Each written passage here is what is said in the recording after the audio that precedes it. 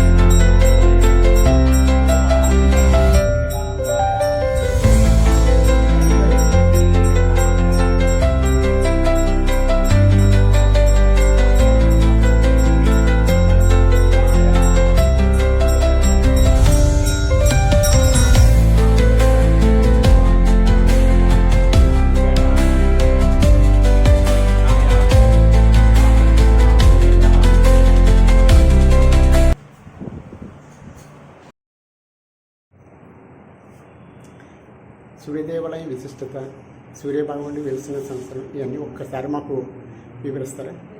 జై శ్రీమన్నారాయణ. పెదపూర్ మండలం, కాకినాడ జిల్లా, గొల్లల మామిడాడ గ్రామంలో వేయించేటువంటి శ్రీ ఉషా పద్మిని ఛాయా సౌమ్య సమేత శ్రీ సూర్యనారాయణ స్వామి వారి దేవస్థానం. ఈ దేవాలయం మనకి 1902 జూన్ 18లో ప్రతిష్ఠ అయింది.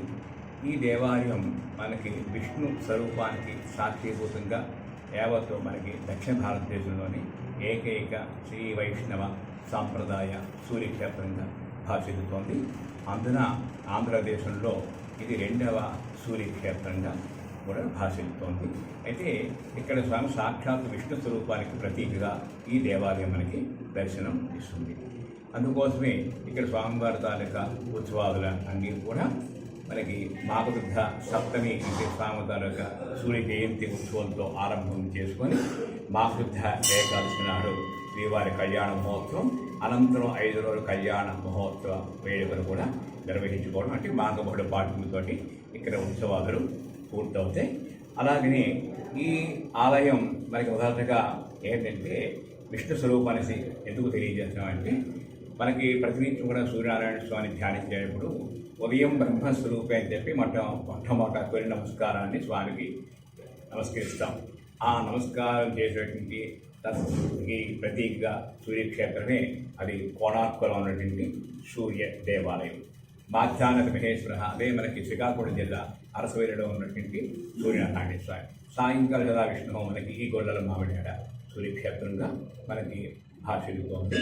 అయితే మనకి భారతదేశం మొత్తంలో సుమారుగా చెప్పాలంటే 24 ప్రాచీన సూర్య దేవాలయాలు రాష్ట్రేతరాల్లో ఉన్నాయి మనకి ఆంధ్రదేశంలో గైడ్గా. అయితే ఆంధ్రాలో ఈ 2 మనకి చేరులో, అటు అరసవల్లి, ఇటు ఈ గొల్లల మామిడాడ సూర్యక్షేత్రం మనకు అందుబాటులో ఉండడం ఒక విశేషత. అలాగనే ఇక్కడ స్వామివారితో అమ్మవార్లు కూడా ఉషా పద్మినీలు స్వామికి ఇక్కడ వస్త్రాలంకారంలో అమ్మవారి దగ్గర దర్శనమిస్తూ ఉంటే ఛాయా సౌజ్ఞలు స్వామివారికి ఇరు పాద పార్శ్వ భాగమునందు కూడా ఛాయా సౌజ్ఞలు కూడా గ్రహించేసి ఉంటారు. ఈ దిగువన ఉన్నటువంటి మూర్తి స్వామి కళ్యాణ మూర్తి. అలాగనే ఇటుపక్క మనకి స్వామివారికి ఎడం భాగం వైపు ఉన్నటువంటి మూర్తులు భోగ సూర్యనారాయణ స్వామి, ఇటుపక్క ఉన్నటువంటి స్వామి. అలాగనే మకర తోరణకు అటు ఇటు ఉన్నటువంటి మూర్తులు సుదర్శన, మనకి విశ్వసేన మూర్తులు మనకి దర్శనమిస్తూ ఉంటారు. ఈ స్వామివారికి మనకి కుడి భాగం మందు ఉప ఆలయంగా లక్ష్మీనారాయణ స్వామి సన్నిధి, అలాగనే ఎడం భాగం మందు ఉప ఆలయంగా శ్రీ సత్యనారాయణ స్వామి సన్నిధి, అలాగనే విశ్వసేనుడు, ఎదురుగా గరుత్మంతుడు, ధ్వజస్తంభం, ఇవన్నీ కూడా 1902 జూన్ 18లోనే ప్రతిష్ట చేయడం కూడా జరిగింది. ఈ ఆలయం 123 సంవత్సరాలు అవుతోంది. రేపు జూన్ 27కి 124వ వార్షిక మహోత్సవం, బ్రహ్మోత్సవాలు కూడా నిర్వహించుకోవడం జరుగుతుంది. అలాగనే ఈ ఆలయ ధర్మకర్త అయినటువంటి కీర్తిశేషులు కోవూరి బషీరెడ్డి గారి తాలూకా 178వ జన్మదిన మహోత్సవ వేడుకలు కూడా రేపు జూన్ 27నే నిర్వహించుకోవడం కూడా జరుగుతుంది. అలాగా ఈ దేవాలయం ఈ గ్రామానికి ఆది దేవాలయంగా మనకి ప్రసిద్ధిగాంచింది. ఈ స్వామివారి దగ్గర కూడా సూర్యకిరణాలు అనేటువంటిది ఏడాదిలో 2 పర్యాయాలు స్వామి పాదాలకి చేరడం కూడా జరుగుతుంది. మొన్న మనకి ఈ ఉత్తరాయణం అంటే జనవరి 14 ఉత్తరాయణం ప్రవేశించిన తర్వాత మొన్న ఉగాది రోజున అంటే మనకి 19వ తారీఖు ఉదయం 6:53కి ఉగాది ప్రవేశంగా మనకి అందరూ పంచాంగతులు తెలియజేస్తూ ఉంటే 6, 8, 9 నిమిషాల్లో సూర్య ఉదయం అయ్యింది. అయిన తర్వాత ఈ ఉగాది ప్రవేశానికి మధ్యలో స్వామివారి యొక్క ఉత్తరాయణ తొలి కిరణం స్వామి పాదాలను కూడా తాకడం జరిగింది మన ఉగాది రోజున. అంచేత ఈ పరాభనామ సంవత్సరంలో ఆయన యొక్క తొలి కిరణం ఉత్తరాయణంలో స్వామి పాదాలని చేరడం జరిగింది. ఆ తదుపరి మరో 2 రోజుల పాటు అయితే ఉగాది మన్నాడు ఆ మన్నాడు అంటే 20, 21 తేదీల్లో కూడా స్వామికి పాదాలను కూడా సూర్యకిరణం తాకడం కూడా జరిగింది. మళ్ళా మనకి 2వ పర్యాయం దక్షిణాయనం వచ్చిన తర్వాత అంటే సుమారు మనకి చెప్పాలంటే ఇంగ్లీష్ మాసంలో సెప్టెంబర్ మాసం అంటాం. అయితే తెలుగు మాసం భాద్రపద మాసం. ఆ భాద్రపద మాసంలో 2వ పర్యాయం స్వామికి ఈ కిరణాలు తాకే అవకాశం ఇది ప్రతి సంవత్సరం 2 పర్యాయాలు జరుగుతుందన్నమాట. అటువంటి సమయంలో స్వామివారిని ఎలాగే కిరణం వస్తుందంటే స్వామివారి తాలూకు రాజగోపురం అవతరించే ఈ స్వామి కిరణం అనేటువంటిది స్వామి పాదానికి ఈ ప్రతి అంటే ముఖమండపం, ఈ ఆస్థాన మండపం, అంతరాళం ఇవన్నీ దాటుకొని గర్భాలయంలో స్వామి పాదాలకి చేరడం కూడా జరుగుతుంది. అయితే మనకి అరసవల్లికి వ్యత్యాసం ఏమిటి అంటే అరసవల్లిలో స్వామికి అభిముఖంగా కేవలం తటాకం ఉంటుంది. కానీ గ్రామంతాల నివాస గృహాలన్నీ కూడా స్వామివారికి అరసవల్లిలో ఆలయ వెనుక భాగంలో ఉంటాయి. కానీ ఇక్కడ స్వామివారికి అభిముఖంగా గ్రామస్తుల నివాస గృహాలన్నీ కూడా ఉన్నప్పుడు కూడా దాన్ని అధిగమించి స్వామి కిరణం మనకి స్వామి పాదాలు చేరడం ఇక్కడ విశేషత. అయితే ఇక్కడ ప్రసార మాధ్యమాలు అంటే ఇది గ్రామీణ ప్రాంతంలో ఉండిపోవడం చేస్తాను ఈ వైశిష్ట్యం ఇంకా చాలా మందికి తెలియలేదు అనడానికి కూడా ప్రధాన కారణంగా కూడా చెప్పవచ్చు. ఎందుకంటే ఇప్పుడు కాలంలో అంటే సుమారుగా మనకి గత 2 గోదావరి పుష్కరాలు వెనుక నుంచి కూడా బాగా ప్రాచుర్యంలోకి ఈ గోదావరి ప్రాంతంతో కూడా బాగా ప్రాచుర్యాన్ని పొందింది. అయితే అంతకు ముందు ఏంటంటే ప్రసార మాధ్యమాలు కూడా రావడానికి కూడా అవకాశం లేనటువంటి స్థితుల్లో కానీ ఈ కిరణం అనేటువంటిది ప్రతి సంవత్సరం పడుతున్నా ఆ ప్రసార మాధ్యమాలు లేకపోవడం చేస్తారు భక్తులకి చాలా తెలియకపోవడం ప్రధాన కారణం. అయితే ఈ 10 సంవత్సరాలు అంటే గత 2 పుష్కరాలు వెనక నుంచి మనం అంటే సుమారు అంటే 40 సంవత్సరాలు వెనక నుంచి కనుక్కున్నట్లయితే ఇది సూర్య కిరణం అనేటువంటి వైశిష్ట్యం, అలాగే స్వామి ఉత్సవ వైభవాలు, స్వామివారి వైభవాలు అందరికీ కూడా భక్తులకి ఈ ప్రసార మాధ్యమాల ద్వారా అందరూ కూడా వీక్షిస్తున్నారు, అందరూ కూడా దర్శిస్తున్నారు. అటువంటి స్వామి ఇక్కడ సూర్యనారాయణ స్వామి అందరూ కూడా భోగభాగ్యాలతో ఆయురారోగ్యాలతో ఆనందంగా ఉండాలని అందరూ కూడా తిరిగి స్వామి తాలూకా దర్శన భాగ్యాన్ని పొందేటట్టుగా అందరూ కూడా అనేక మంగళహారం తెలియజేస్తూ ఈ అవకాశం ఇచ్చినటువంటి ప్రసార మాధ్యమాల వారికి అలాగే వీక్షిస్తున్న భక్త భాషలందరూ కూడా అనేక మంగళహారం తెలియజేసుకుంటూ ఈ పరాభానం సంవత్సరంలో అందరూ కూడా సుఖశాంతులతో ఆయురారోగ్యాలతో వర్ధిల్లాలని అందరికీ అనేక మంగళహారం చేస్తున్నాం. జై శ్రీమన్నారాయణ. ఇక్కడ స్వామివారి తాలూకా అమ్మవారి ద్వారా వైశిష్యాల గురించి చెప్పాలంటే ఉషా పద్మిని ఛాయా సౌజ్ఞ సమేత సూర్యనారాయణ స్వామి మనకి ఉషా పద్మినిలో బాహ్య రూపంలో వస్త్రాలంకారంలో స్వామికి భాగములందు కూడా కనిపిస్తూ ఉంటారు.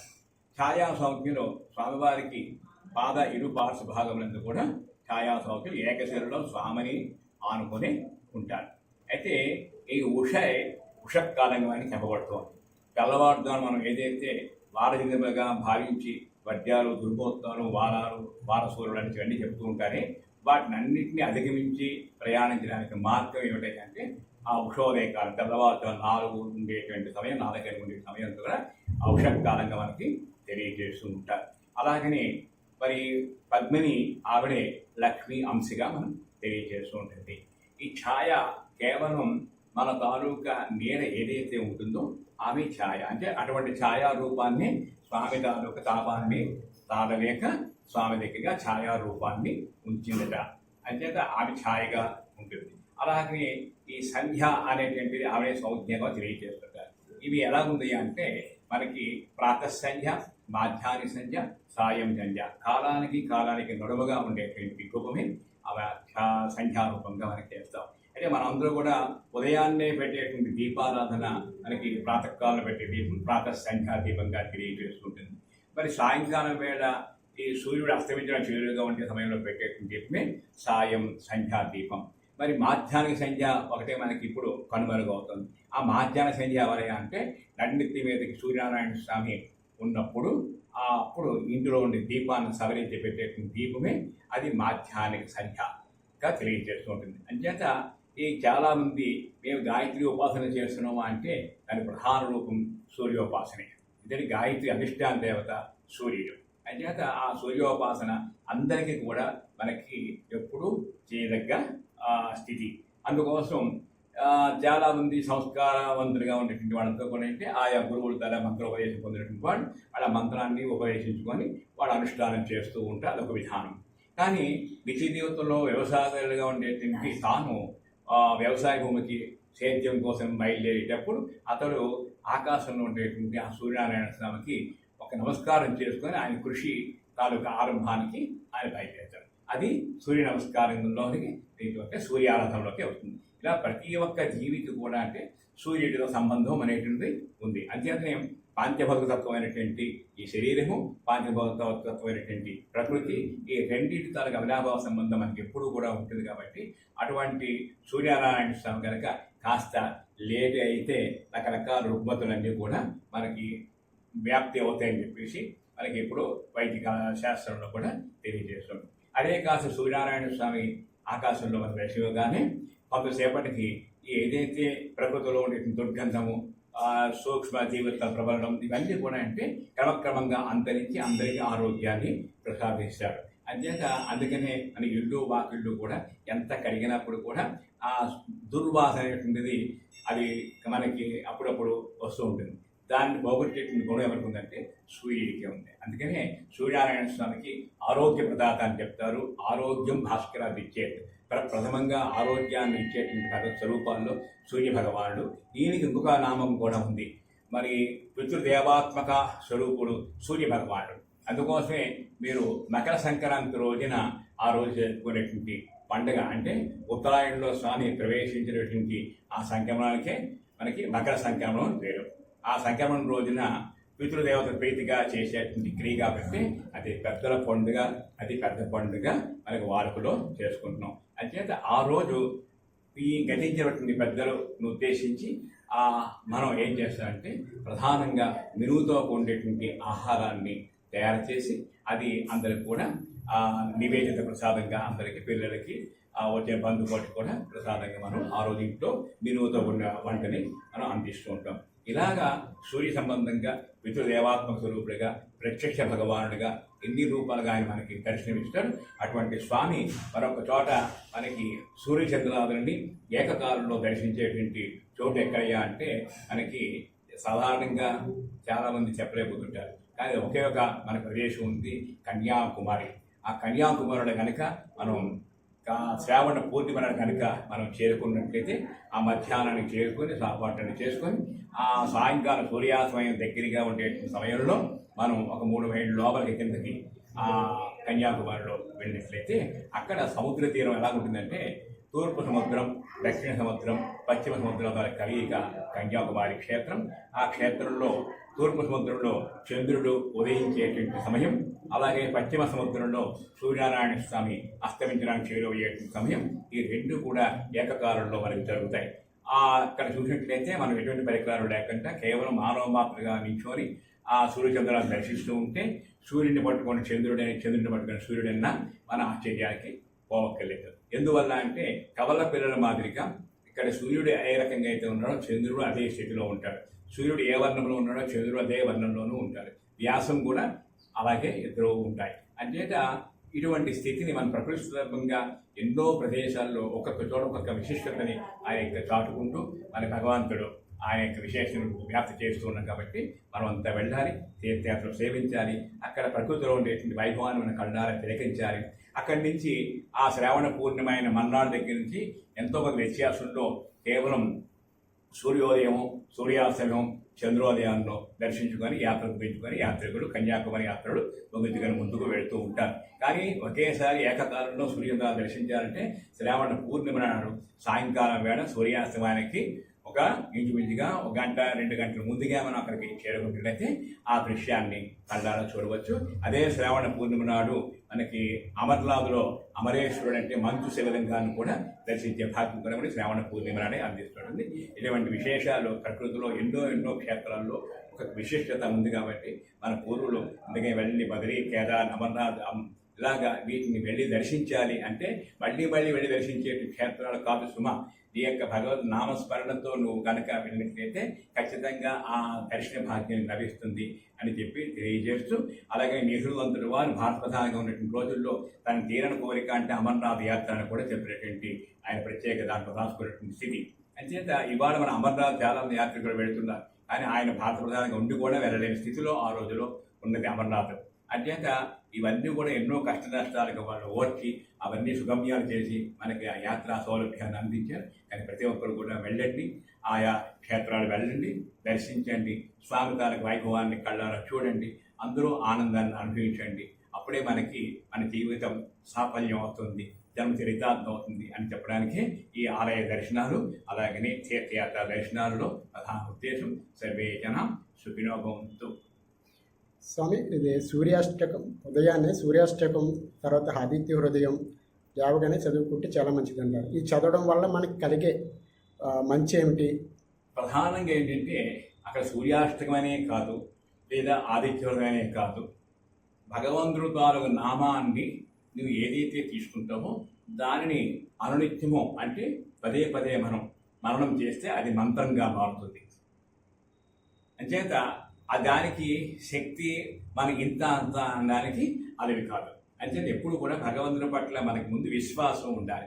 ఆ విశ్వాసంతో మనం ఏ 2 అక్షరాలతో ఉన్నదైనా, 3 అక్షరాలతో ఉన్నదైనా, 5 అక్షరాలతో ఉన్నదైనా సరే, లేదా 5 అక్షరాలతో ఉన్నదైనా సరే, లేదా అష్టాక్షరితో ఉన్నదైనా సరే, అది ఎంత ఫలితం అంటే నువ్వు ఎలా తీసుకున్నప్పుడు కూడా దానికి అంతే ఫలితం ఉంది. నువ్వు పునశ్చరణ చేయడంలోనే నీలో ఉన్నటువంటి ప్రధాన కర్తవ్యం తప్ప అక్కడ మంత్రం చిన్నదా పెద్దదా అనేటువంటి భావం మనం ప్రధానంగా విడిచిపెట్టాలి. అంచేత మనం తప్పకుండా మనసా వాచా కర్మణ ఈ 3 అనుష్ఠానంగా మనం తీసుకునే ప్రధానంగా మనం ఏదైతే మనం మనసుని దగ్గర చేసుకొని స్మరిస్తామో అదే మంత్రంగా మారుతుంది, అదే లోకానికి రక్ష అవుతుంది. తప్పకుండా అందులో కూడా మనం ఎందుకంటే సహస్రనామావళి అని చెబుతారు అంటే 1000 నామాల్లో కనీసం ఏ ఒక్క నామాన్నైనా తన హృదయాన్ని కనుక హత్తుకున్నట్లయితే అది ఎంతో తడింపజేస్తుంది అనడానికి కోసమే సహస్రనామము అని చెప్తారంటే 1000 నామాలుగా తెలియజేశారు. ఇదంతా ఋషులు తమ తపస్సు సాగుతోటి అంటే తపశ్శక్తితోటి వాటిని దర్శనం చేసుకున్నటువంటి చెప్పినట్టు వాంగ్మృగం అటువంటి వాటిల్లో కనీసం ఏ ఒక్క నామానైనా సరే నీ జిహ్వ 4పై నువ్వు నిలబెట్టుకున్నట్లయితే తప్పకుండా నీ జన్మ చరితార్థం అవుతుంది. తప్పకుండా సాధకుడిగా నువ్వు ఈ భూమి మీద నిలబడతావు అని చెప్పడానికి మనకి 1000 నామాలు ఇస్తారు. అలాగే 108 నామాలు అంటారు. ఇవన్నీ కూడా ఏంటంటే పెద్ద ఎక్కువ తక్కువ కాదు అక్కడ, అలా అన్నీ కూడా విశిష్టమైనటువంటివే. మనం తీసుకోవడంలో యద్భావం తద్భవతి అంటే మన భావన మాత్రం చేతనే దానికి శక్తి అనేటువంటిది వస్తుంది. అంటే మనం నించినటువంటి ఇక్కడ కింద ఉన్నటువంటి పాదాలకు ఉన్నటువంటిది అది రాగి, కానీ ఎదుగుండా దర్శనమిస్తున్నటువంటి స్వామి ఆయన శిలా రూపంలోనే ఉన్నారు. కానీ ఇక్కడ ఈ పాదాలు రెండు తనపై నించున్నాం, అక్కడ ఎదురుగా ఉన్నటువంటి స్వామిని చూడగానే నీకు మరణం తెలియకుండానే ఈ రెండు చేతులు కూడా ముగుళించుకొని స్వామికి నమస్కరింపజేసేటువంటి స్థితి కలిగిస్తోంది. అంచేత ఇందులో మూల స్వరూపం ఉన్నటువంటి అక్కడ శిల, అంచేత దీనికి సంస్కారం వల్లే దానికి అంతస్థితి కలుగుతుంది అనడానికి ప్రధాన కారణం. అంచేత భగవంతుడు ఏంటంటే భగవంతుడు చేరుకోవాలంటే ఈ ఆలయానికి రావడానికి ఎన్ని మార్గాలైతే మనం దాటుకుంటూ లోపల ఒక్కొక్క ద్వారం దాటుకుంటూ వస్తే ఇగో గర్భగుడిలో స్వామిని మనం ఎలాగైతే ఆనందంగా దర్శిస్తున్నామో అటువంటి పరమాత్మని కూడా మనం హృదయాంతర్యముగా మనం కనుక ఎప్పుడు కనుక ఉంచుకోవాలి ఏంటంటే తప్పకుండా భగవత్ మనందరికీ ఇవిడి ఉంటుంది. సర్వే జన సుగ్రమంతో లోకామస్త సుగ్రహం కెమెరా అప్పుడు దండం పెట్టుకోండి.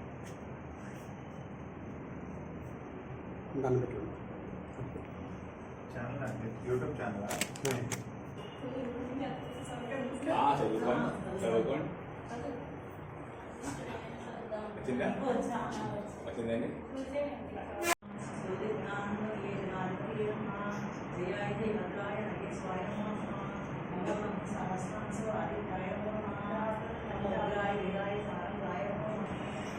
ఇటువంటి రెండు ఇదేమో మళ్ళీ డ్యాన్స్ అనే ఇది జపాన్.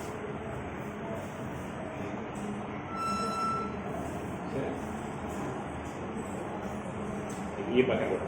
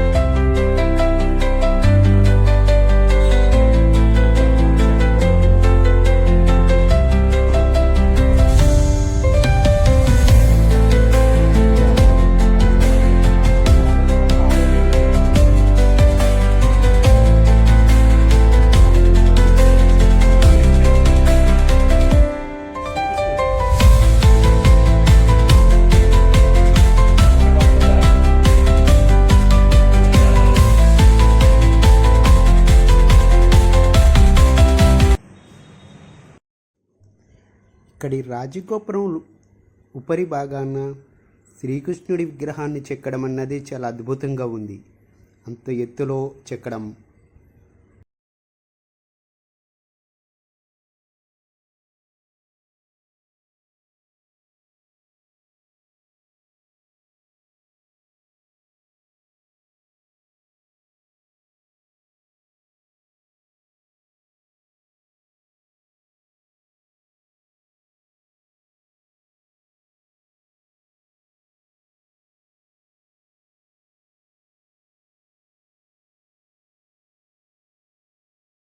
పడుకోవాలి కదా, పడుకొని శానం పట్టుకొని ఇలా కొట్టడం చూస్తే అంతే బేలు కట్టండి, తెలుసా అండి?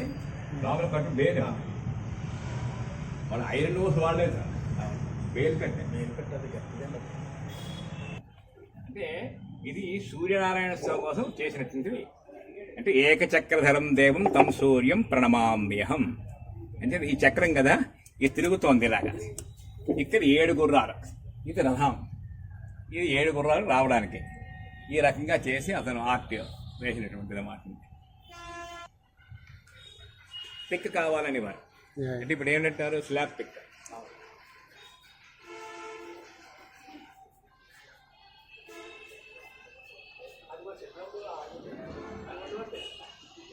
చెప్పండి. ఇవన్నీ కూడా ఏంటంటే బంగారపు వస్తువులపై ఉండేటువంటి చెక్కు అంతా కూడా ఈ మనకి ఆలయం మీద కూడా చెక్కారు. ఈ శిల్పితాలుగా భార్యలే కర్ర మీద ఈ ఆర్ట్ అంతా వేస్తే భర్త దాన్ని అచ్చులుగా వేసుకొని మళ్ళీ ఆలయానికి అతికించారు. కానీ ఎక్కడ అతుకు కనబడుతుంది అన్నమాట. అటువంటి శిల్పులు లేరండి. అదో లాగబోతుంటే ఎవరు తెలియదు ఇప్పుడు. ఇంటి పేరు ఏం పేరండి?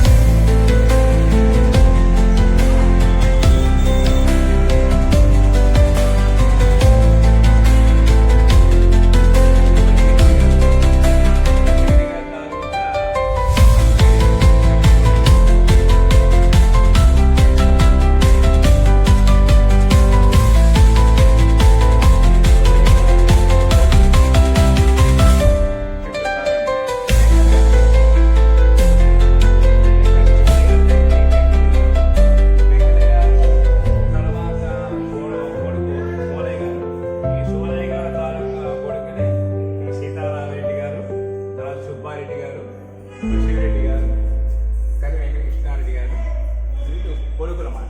ఈ సమకాలికులు మరి దగ్గర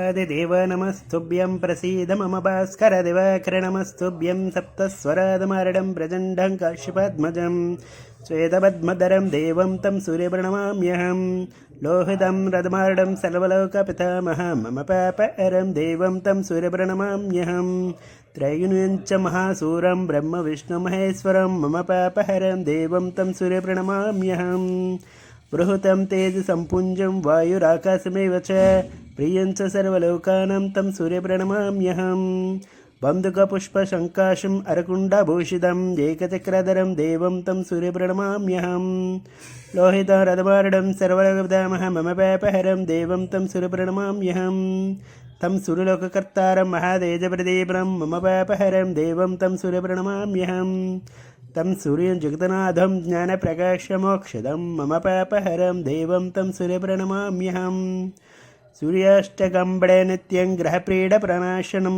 అపుత్రో లాభతే పుత్రో దరిద్రో ధన భవేత్ అమీషం మధుపనం చయ కరోతి రావేద్ధినే సప్త జన్మ భవిద్రోగి జన్మ జన్మ దరిద్రత శ్రీతైల మధుమాసాని ఏ త్యజింత్రవేద్దినే నా వ్యాధి శోక దారిద్ర్యం సూర్యలోకానం చ గచ్చతి.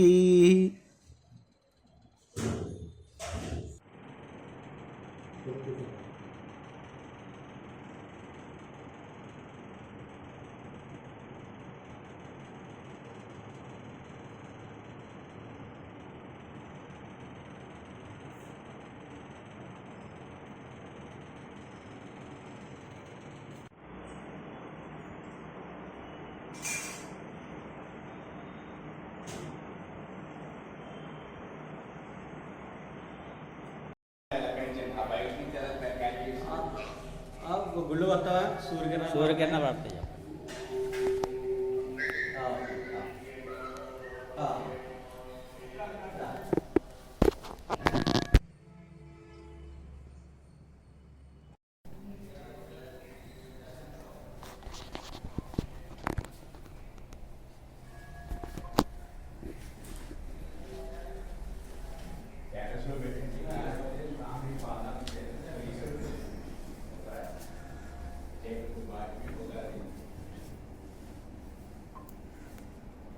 శ్రీ శ్రీమన్నారాయణ చైత్రమాస శుద్ధ పాఠ్యం నాడు శ్రీ సూర్యనారాయణ స్వామి పాదాలను తాకిన సూర్యకిరణాలు చూసి తరచుగా ప్రార్థిస్తున్నాం. జై శ్రీమన్నారాయణ.